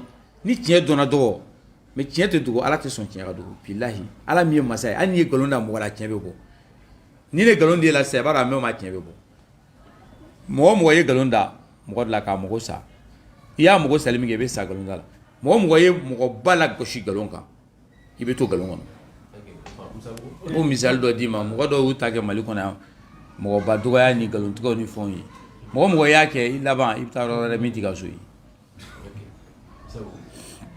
Professeur, oui. Donc, question que le maire il va savoir pour M5 qui est là et il va salon comme là. Donc, pendant bino. Ah, il va salon mon akire là ni. Ok, bon, on va salon mon akire là. Donc, pendant bilé, pour assurer M5 mon volé, on va ta premier ministre de la choisir comme on a mis frabo. est-ce que le professeur Clément amna takana CV? Ni tena CV tout. Non mais toi. On dirait que tu me connais pas. Hein? Et moi, on va ça. Ah, mais professeur, on va te demander où tu dans le CV, mais on va parler avec les frères. Ah non, mais quand je me tarak à dossier là sur ma tani CV, à rien. Elle m'a tani CV. Elle m'a CV déposé. Mais elle est dans la CNT là. Et Moutawan m'a CV de la Rana. M5 m'a CV 14 CV, Moutawan Moutala. Moutawan m'a fait Premier ministre là. Et Bandao, moi, je Bandao m'a fait le con. Bandao, qui a Mali présent. Donc, c'est pas parce que tu as un CV qu'il est là. Et si vous avez un amour, vous avez malin don, vous avez 600, comme nous, vous avez un fangala, vous avez un don, vous avez un fangala, vous avez un mola, vous avez un mola, même si c'est comme que vous avez un mais CV, ils n'ont même pas besoin de CV, ils connaissent tout le monde. Non? Donc, pour te dire que non, on n'a pas un CV. Et puis, même si vous avez un CV, vous avez là, lui, nous le faisons le tara. Maintenant, vous te faites au moins tout comme CV 10 000 caractères, mais il faut que tu si à quoi attendre CV. Moi, j'étais au courant, on m'a informé. Quand attendre CV. Nous tara donna pour eux, il a demandé une concerté. Que là, vous devez CV mine. 8 heures, il faut un yana, que CV bita M5 la 10 heures. Voilà, karatani. Que CV bita 10 heures. N'est-ce pas là, que CV bita 10 heures. N'a pas trop fort, mais moi, je vais CV à ramasser. À eux, ko CV kan ka ta 10h ko donc 10h30 ko délégation tan CV ja 8h ne wulila kati 8h ka fo ko akika mo gona na CV ko CV bebe no alhamdulillah ko me ke etata la no ngai ngone tata la ngone tatita nga ala je utun tan CV wa fe ngo parce que malon bes que me ko ne be frère premier ministre plein pouvoir nga la je o ga CV ngo Clément meto bangonna ne bon ne beto bangonna moi je suis premier ministre ici ne be ministre Mali kono bi bunyana karamala. Je ne pense pas qu'il y ait un premier ministre qui peut sur le président Beto sur. Et quand il y a une année de faire, n'était bon à sociaux qu'à mettre moi comme Roma ou le coup de jour. Donc, on a une anecdote de film, comment on fait là au Kenya, mais là, il faut que bargada. Tu as un anaka à boire à Boko et Bako. Et Kita, il va falloir Bako. C'est à 60 km de Kita. On dit qu'il y a kilomètre bio. Pour le cas du Goumo, il y a un fragnon au Kemeshini.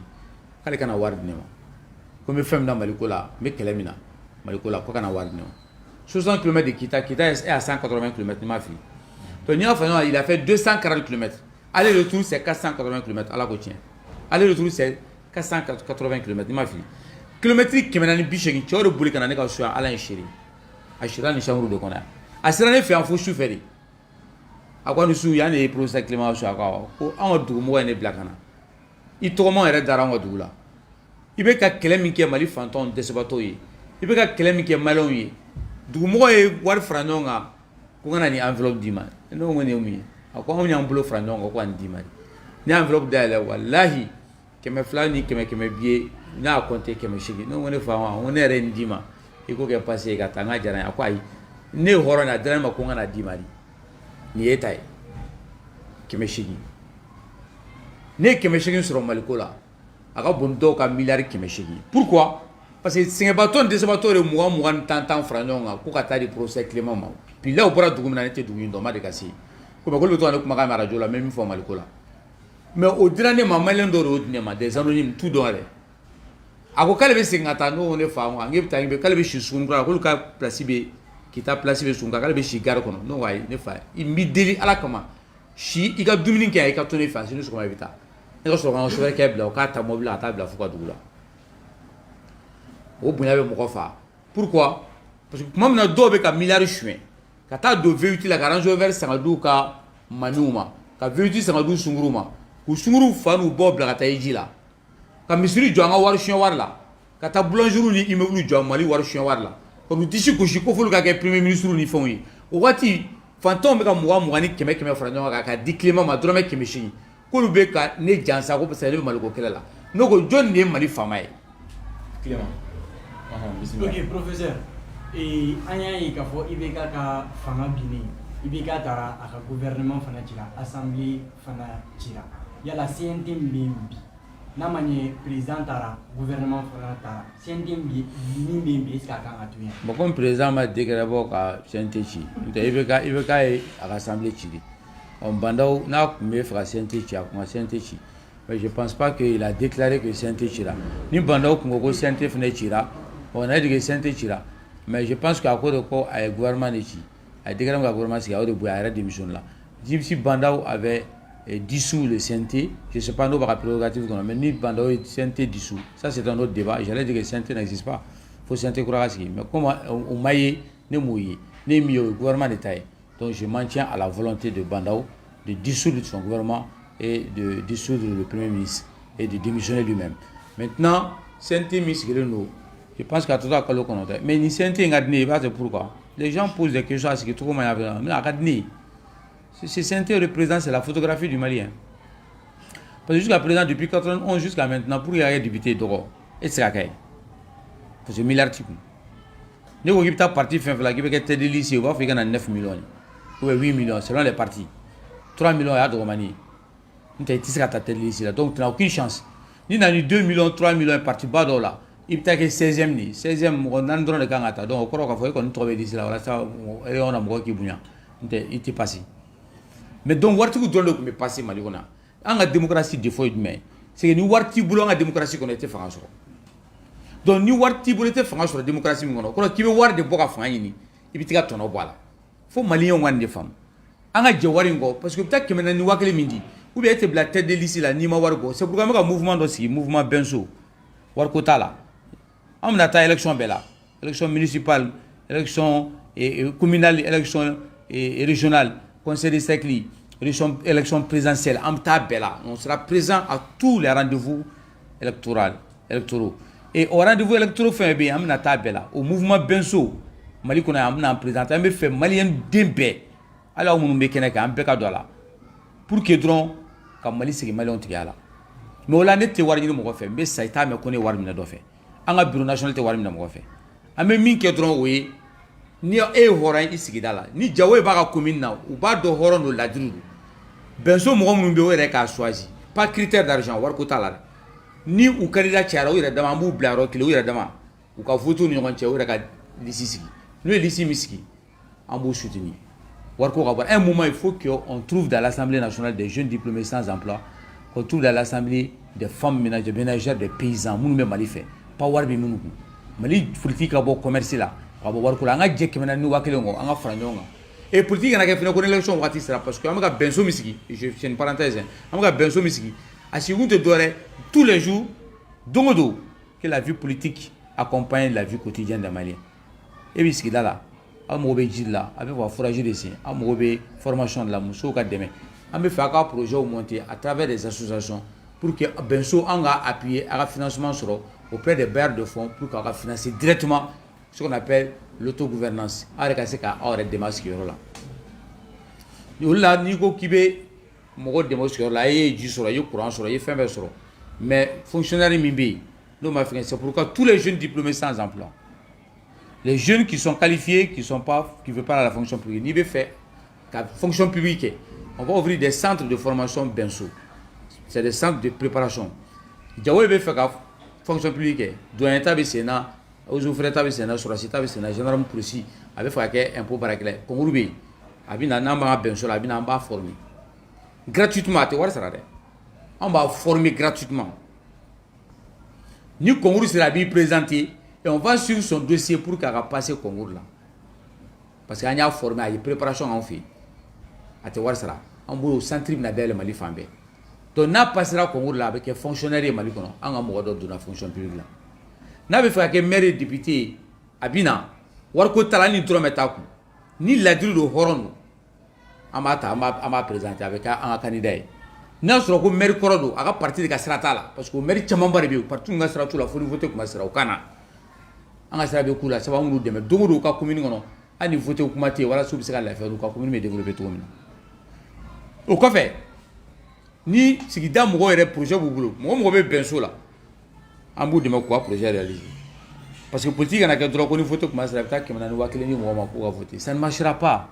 Ou bien nous voir Babi ou avec un parti, ça ne marchera pas. Gambala a gagné du mai, ou conditions. Ni ko qui veut que mairie. Bachite. Il faut qu'il y ait un conseil régional là, Bachite.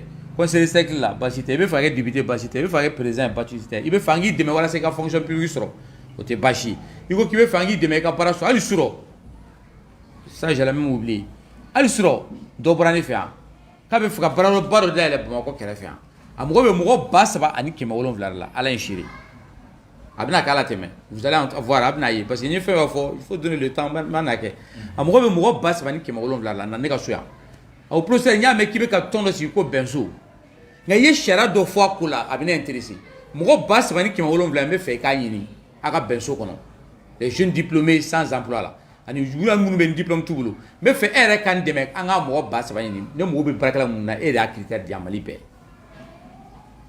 donc maintenant critère ye jumɛn ye c'est la question que tu devais me poser non a critère ye jumɛn n'a bɛ fɛ ka mɔgɔ min dɛmɛ i bɛ fɛ ka kɛ fonctionnaire o i bɛ fɛ ka i dɛmɛ ka entreprise baara dɔ sɔrɔ a kɛra baara sugu sugu ye i bɛ fɛ ka kɛ homme politique ye maire député président critère c'est très simple balimakɛ i bɛ fɛ ka kɛ maire ye i bɛ fɛ ka kɛ député i bɛna i bolo da kuranɛ kan n'i ye silamɛ ye i b'i bolo da i yasini sanfɛ i y'a fɔ maliyɛnw ne ka commune mɔgɔw ne Burama Jara tari ne Clément Damile tari ne Sidiki Kanté tari ne Aminata Kulubali n bolo dalen filɛ kuranɛ kan n bolo bɛ yasini sanfɛ n'a votera n ye ka n sigi a ka commune ou bien jamana nafolo dɔrɔn mɛ ne t'a dun n'a votera n ye ka n sigi n tɛ nkalon tigɛ aw ye n'a votera n ye ka n sigi ne t'aw janfa n'a votera ka n sigi n tɛ foyi kɛ jamana kɔnɔ min ni sariya tɛ bɛn wa ne se ye fɛn fɛn n b'a kɛ jamana kɔnɔ fo n se dan a ye voté n ye ne ni wari tɛ n bolo k'a d'aw ma mais n ye n kali ala la ka n kali kuranɛ la ka n kali yasini kan n'i ye min fɔ n'i m'a kɛ yasini kan nagasi kan ko nagasi i b'i bolo da kuranɛ kan ni mɔgɔ min sɔrɔla ladiri la Mali kɔnɔ anw b'i dɛmɛ i ka don an ka tɔn na Benso an b'i dɛmɛ i ka kɛ maire ye an b'i dɛmɛ parce que ne t'a dɔn ko silamɛ bɛ sɔn ka voter k'i ban ka voter o mɔgɔ ye mɔgɔ min sɔnna ka n'i kali kuranɛ kan k'i kali yasini kan k'a tɛ sonyali kɛ a tɛ nkalon tigɛ a tɛ namara kɛ mɔgɔ mɔgɔ i ye silamɛ ye kan ka voter o tigi ye o parti ko t'o la bilen i bɛ voter o tigi o y'an ka sariya ye ayiwa parti politique kana taa an t'a ladege dɛ les Clément ka marque déposé le donc i bɛ fɛ ka kɛ je termine une seconde donne-moi une seconde s'il te plaît Diawo i bɛ fɛ ka kɛ fonctionnaire ye i bɛ fɛ an k'i dɛmɛ an b'i préparer i tɛ wari sara i tɛ wari foyi d'a ma an b'i dɛmɛ i bɛ na i b'i bolo da kuranɛ sanfɛ yasini a b'a yira don centre kɔnɔ i b'i kali i b'a fɔ ayiwa ne Clément filɛ nin ou bien ne Burama filɛ ne Segu filɛ n ye n bolo da yasini kan k'an kali ne tɛ sonyali kɛ jamana kɔnɔ ni n kɛra policier ou bien n kɛra douanier ye ou bien n kɛra gendarme ye ou bien n kɛra eaux et foret ou bien n kɛra médecin ou bien n kɛra école karamɔgɔ ye fo k'an sa n tɛ dɔrɔmɛ suɲɛ n tɛ namara kɛ n tɛ janfa kɛ ni n y'a kɛ yasini ni kuranɛ kan nagasi a k'an kɔ nagasi an b'i dɛmɛ i bɛ passer i bɛ kɛ fonctionnaire ye an ka critère bɛɛ filɛ a man gɛlɛn dɛ n'i ye chrétien ye fana i b'i kali bible de kan i b'i bolo da bible sanfɛ k'i kali bible la k'i kali Nabila Isa la k'i kali Ala la ka fɔ e tɛ sonyali kɛ i tɛ nkalon tigɛ i tɛ namara kɛ donc mɔgɔw bɛ bi ka mɔgɔw ta an ka tɔn kɔnɔ k'u présenter élection na mais n b'a dɔn ni nin kɛra an b'an présenter yɔrɔ o yɔrɔ an bɛ passer parce que silamɛw de bɛ Mali kɔnɔ chrétiens de bɛ Mali kɔnɔ donc bɛɛ bɛ voter. ni ninnu fila bɛɛ ye Mali non o dabila sa il faut il y a pas sɔnnikɛla ko ninnu tɛ Mali kɔnɔ yan kosɛbɛ kuma kuncɛ kuma na maa camanba de b'a la k'an lajɛ an ka page danfaralaw sanfɛ ɲininkali kelen bɛ yen bɛɛ b'a la k'a kɛ an tɛ se ka wuli n'an ma ɲininkali kɛ la o ye jumɛn k'i tun ko dossier dɔ bɛ Clément e bolo walima i bɛ dossier dɔ kalama comment on appelle Choguel ko k'ala Mayiga ko fɔ bi Clément ma plainte kɛ a ma kuma non o ye kuma kuncɛ kuma non il faut demander à Kassogué il faut chercher à voir parce que a fɔra ko fɛn bɛ instruction na kan kana kuma donc il faut poser la question à Mamadou Kassogué il faut poser la question à Choguel est-ce que a delila ka wele pôle économique la k'a ɲininka ou pas je m'arrête là i b'a ɲininka o la n'a sɔnna k'o jaabi n'a m'o jaabi i bɛ taa Kassogué ɲininka moi je m'arrête là parce que an bɛ yɔrɔ min na sisan moi je te dis je veux pas faire de buzz ka scoop kɛ ni rien ne ye min fɔ ne ye n ta kɛ ne ye miyanka de ye ni ne ye fɛn fɛn f'i ye Diawo ne ye miyanka de ye ne b'a kɛ mais n'i ye Choguel i b'a ɲininka est-ce que Choguel n'a jamais été au pôle économique n'a ko k'a ma deli ka taa pôle économique la i bɛ taa pôle économique est-ce que Choguel n'a jamais été n'u bɛɛ ko non Choguel ma taa pôle économique la On m'a convoqué pour le Guinée. Chogué n'a jamais été interpellé. Nous, au fond, il y a des filles. Nous, tac, inquiète, nous, baies sur il y a des filles. Mais même beaucoup à Dima, avec Domali Anal. D'accord, Clément, comment la vana ka famali on bella jele nyana ka kenni wakati yere kuruni kosba an bella jele mulo jamana be tuga mina iga appel la may dume ka fo malien nyana mumbe bomako ya mumbe du comment on appelle brusi kono malien be fa anga ben anga jamana basiki ko rabanda mite politique kele ko rabanda mite jamana chikuyi anga donc ka fo lakana balya ni ko yimi kelen flexa ni me na ke sababu ye kan to fragiliser anga franyonga peka donc a fo jamana mo ba mbela mali mo ba dembela anga franyo nga laje ko mi dinabo jinyama jola tudi ko mi sa glan tudi parce que ko inte mali do jamana robe va don la nya fo quand M5 heures la ngo munu bala ko CDAO on va faire ça et CDAO sika santi sangana na ko ka do afo ko mi sa sambali sangana ado ne mi goro ta jawe kumbe na kuma ma jamu ko chamai parce que nous non angana chia kan CDAO te chia tan CDAO te na gwana damana on la o do angana fo amina mo fo ko mo bi tigara fo mo adamanda la alaba CDAO de madeliwa no frontière datukura malon sengana ya no awati e politicien du meka desra na songa e politicien den du meka ka mo li joka ka ta ma sina mais mo re sengana ya mo re nyanna donc do be bossi sans communauté internationale on s'en fout comme ni mo mo ka fo do don ni ba ku avec ka fo ka jigida poche kono na doni mba ko avec ka fo la non te Sénégal te fait ani communauté internationale ka kele ils sont 80% des Maliens boula barakala te fo ani o ka kele e jawe o chite fa ani communauté internationale ka kele donc amina solution ennemi mato ani communauté internationale kana kele parce que amina min ko on est un pays pauvre war tambulu foi tambulu fin tambulu re mi mato comme c'est kan koko da dié jamana girman bola ka dabe jana oui iraki bi o ka jigina oui Karafini Libi bi o ka girina yi o taru so o Côte d'Ivoire o ka girina yi farafina oui min ke Libéria anyayi oui min ke Rwanda ka teme anyayi oui min ke Syrie anoye oui min ke Afghanistan anoye ala kan kishoma mais yani ala kan kishoma ara ka sira dota min bato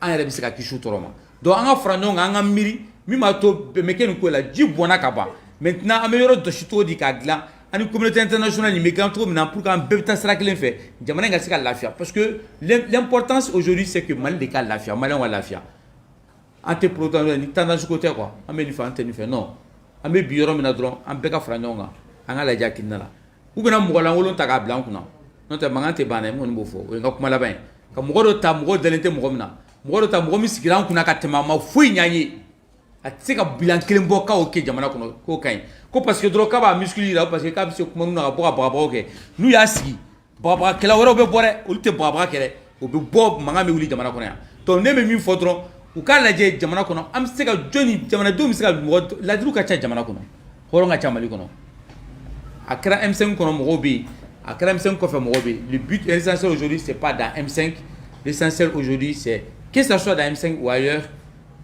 qu'on gère ce pays avec des gens qui sont dignes, ces gens qui sont compétents, ces gens qui aiment le Mali. Sont ensemble dans la solidarité pour la paix, la réconciliation et le développement du Mali.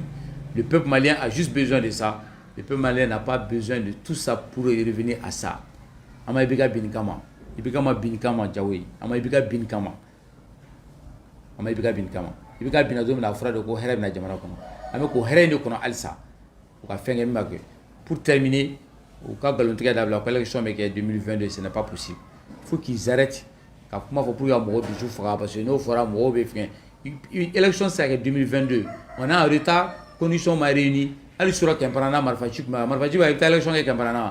Marfachi est Sénat. Beba doit l'élection qui est Marfachi. Il faut d'abord sécuriser.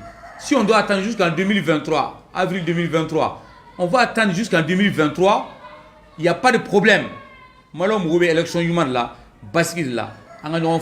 Mais quand Griri qui va kekata, asimi bando kuma fo mboro o kama ni mutarwan, asimi finanya afina ka folda na amba jabire. Il faut qu'Assimi arrête. Le Mali ne lui appartient Mali, Assimi tate Mali. Toi c'est qu'à faut qu'avec calendrier de faire pour que Moroka douze fois non, qui disent la vérité, il peut pas avoir une élection en 2022 tout récemment là, élection qu'on a. Moi il m'a donné au dialogue courant 2022. Donc février voilà la courant 2022. À faudra courant 2023. on n'est pas pressé. On m'a pressé. On pressé les mêmes gens, la sécurité. Comme au bas les rebelles. On pressé les mêmes gens, on a douga fait. On pressé les mêmes gens, on a kalanyouma. On pressé les mêmes gens, réforme youma. Ma foi, réforme constitutionnelle parce que faut pas qu'on les fasse. Faut l'ango père femme folo. Quand sur le courant mimina, ou qu'on fait une fois, mime élément kabuni nous rentre, ou qu'on fait quand bella, on a débat, on a fait un soit référendum, on a référendum, on a voté. Quand je suis croaté, c'est quand on a là, c'est fini. Donc maintenant, il faut de la méthodologie, il faut de la pédagogie. Assimi, qu'ils s'assument dans la vérité, dans le principe de redresser le pays, mais qu'ils disent la vérité. Mais il faut n'atteindre rien. Ou quand tu chartes, chartes est mis fort, ou quand tu connais. Communauté internationale est mis fort, quand tu connais. Sauf un seul point. Il n'y aura pas d'élection en 2022 parce que les conditions ne sont pas réunies.